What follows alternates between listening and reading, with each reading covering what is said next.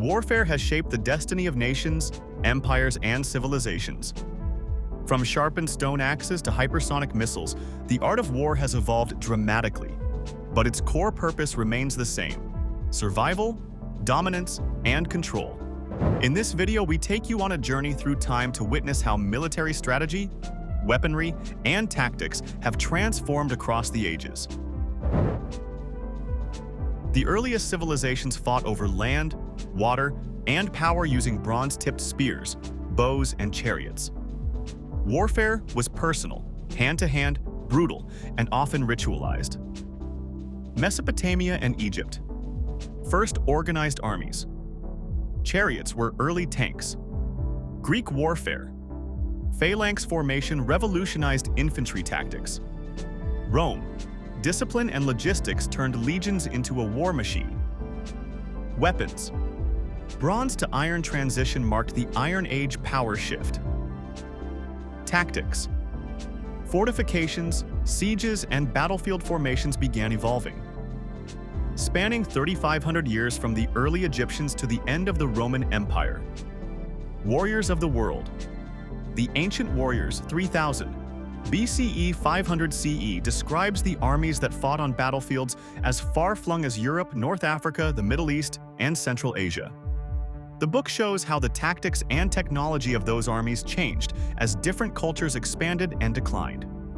Highly illustrated with more than 200 line drawings, photographs, and maps.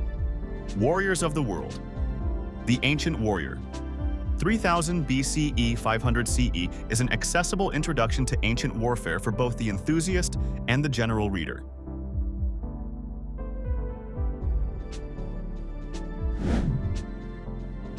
The medieval period was dominated by feudal lords, castle sieges, and knightly honor.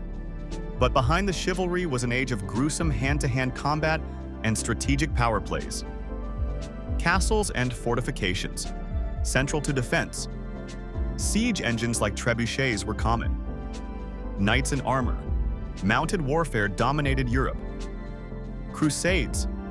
Religious wars introduced cross-cultural military tactics. Mongol warfare. Horse archery and speed made Genghis Khan's army legendary. Gunpowder, late medieval. The introduction of cannons changed siege warfare permanently. Key development of state structures, particularly in Western Europe, during the 16th and 17th centuries, gave birth to strategy in its modern form. War makes the state, and the state makes war, in the words of American historian Charles Tilly. The development of centralized bureaucracies and, in parallel, the taming of independent aristocratic classes yielded ever more powerful armies and navies. As the system of statecraft gradually became secularized, witness the careful policy pursued by France under the great Cardinal Armand Jean du Plessis, Duc de Richelieu, chief minister to King Louis XIII from 1624 to 1642, who was willing to persecute Protestants at home while supporting Protestant powers abroad. So too did strategy become more subtle. The rapine and massacre of the 30 Years' War, 1618 to 48, yielded to wars waged for raison d'état, to aggrandize the interests of the ruler and through him the state. In this, as in many other ways, the early modern period witnessed a return to classical roots. Even as drill masters studied ancient Roman textbooks to recover the discipline that made the legions formidable instruments of policy, so too did strategists return to a classical world in which the logic of foreign policy shaped the conduct of war.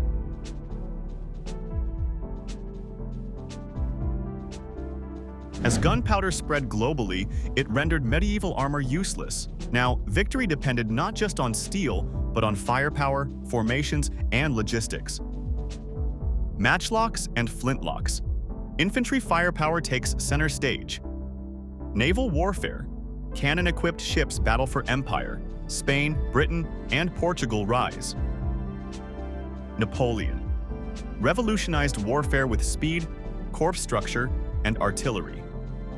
Military theory. Thinkers like Clausewitz began to study war scientifically. The two world wars reshaped warfare and the world.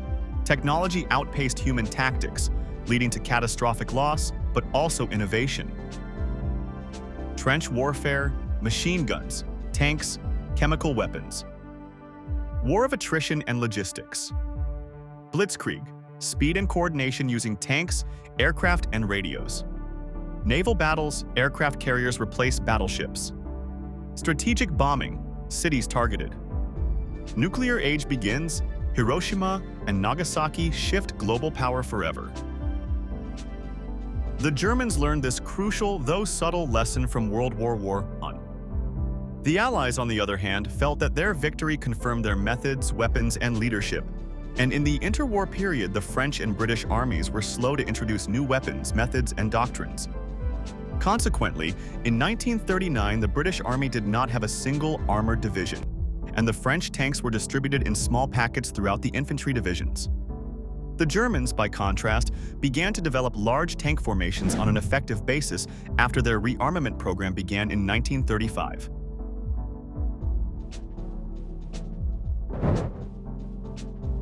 The Cold War wasn't always fought with bullets. It was a game of influence, spies, and proxy wars. But when bullets were fired, they were in places like Korea, Vietnam, and Afghanistan. Nuclear deterrence. Mutually assured destruction prevented full-scale war. Proxy wars. US versus USSR in developing countries. Espionage. Intelligence agencies like the CIA and KGB shape military strategy. Technology race. Satellites, ICBMs, and electronic warfare take over.